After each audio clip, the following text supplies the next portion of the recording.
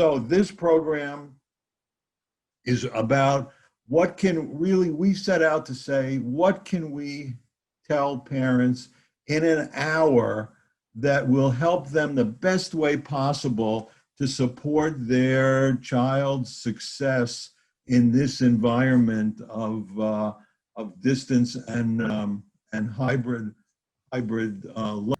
I have worked with parents and children around the world. My last book is The Emotionally Healthy Child.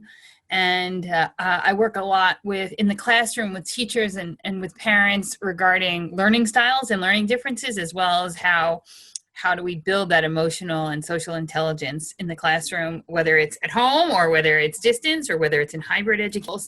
And since emotional health is a lifelong endeavor, it's really not a box that we check. You know, it's not like K-8 or high school where you go, oh, I did that, I'm done, I'll never have to do it again. It's like, no, 1 week we're learning tolerance, another week we're learning compassion, another week we're learning forgiveness, another week is conflict resolution. So it's learning together as a family, creating a common language and helping.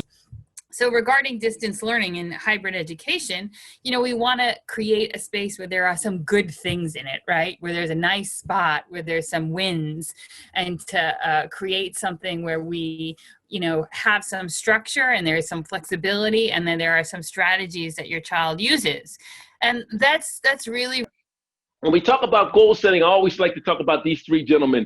So these three gentlemen, African-American gentlemen, grew up in the urban arena, didn't have a lot of visible role models, but they wanted to be doctors. So here's what they did. Their dream was to be a doctor, and they shared that dream with each other. And then what they did was they researched all the steps, all the milestones, all the things that it would take to become a doctor. They researched them together. And they made a list backwards from being a doctor to where they stood at that given point in time in their life.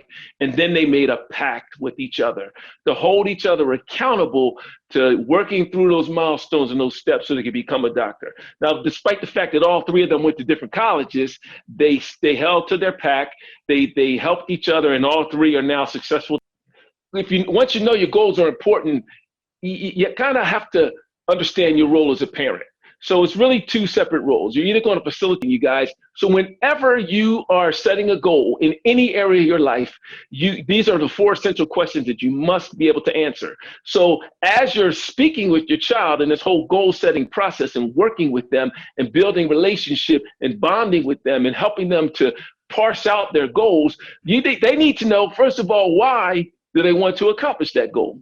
You know, what obstacle are they trying to move? What problem are they trying to solve? They have to be able to answer that. And then exactly what is the goal? What do I want? I want to become a doctor, and I research what it takes. So that means I have to do a residency. Well, that's one milestone. If I have to do a residency, I have to get into med school. That's another milestone. If I want to get in med school, I got to take the MCATs. There's another milestone. Take the MCATs and get into med school, I had to, get an undergraduate degree. There's another one. You know, maybe there's some testing. There's some other courses I have to take throughout high school. So you get all these milestones written.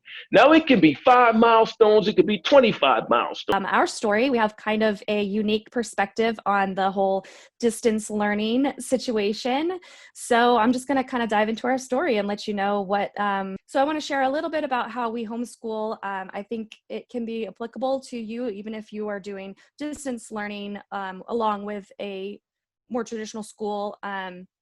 So as we've gone out along the past 2 years, we've kind of developed our own system of homeschool. Just a few more quick tips to kind of wrap up a few things.